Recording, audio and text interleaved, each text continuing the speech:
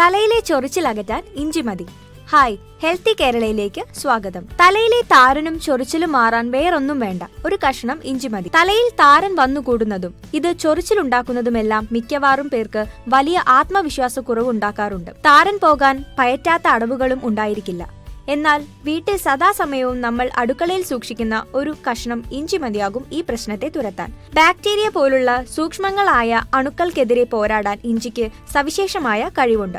അതിനാൽ തന്നെയാണ് ഒന്നിലധികം അസുഖങ്ങൾക്ക് പ്രതിവിധിയായി നമ്മൾ ഇഞ്ചിയെ ആശ്രയിക്കുന്നത്. തലയിലെ താരന്റെ കാര്യത്തിലും അവസ്ഥ മറിച്ചല്ല.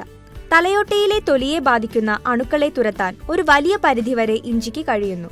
ഇതുമൂലം താരൻ നശിക്കുകയും ചൊറിച്ചിലില്ലാതാവുകയും ചെയ്യുന്നു. ഇഞ്ചി കൊണ്ട് എങ്ങനെ ഹെയർ മാസ്ക് തയ്യാറാക്കാം? ഒട്ടും വാടാത്ത ഒരു കഷ്ണം ഇഞ്ചി എടുക്കുക. ഇത് തൊലി ചുരണ്ടിയ ശേഷം ചെറുതായി അരിയുക. ശേഷം അല്പം വെള്ളത്തിൽ ഈ ഇഞ്ചി ചേർത്ത് ചൂടാക്കുക.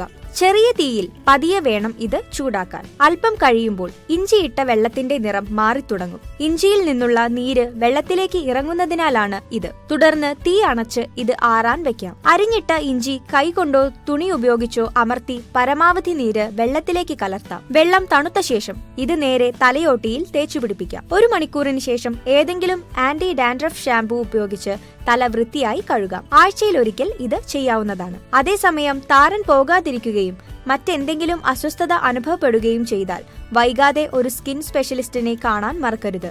കാരണം മറ്റെന്തെങ്കിലും കാരണം മൂലവും തലയോട്ടിയിലെ തൊലി വരണ്ടു പോവുകയും താരൻ വരികയും ചെയ്തേക്കാം.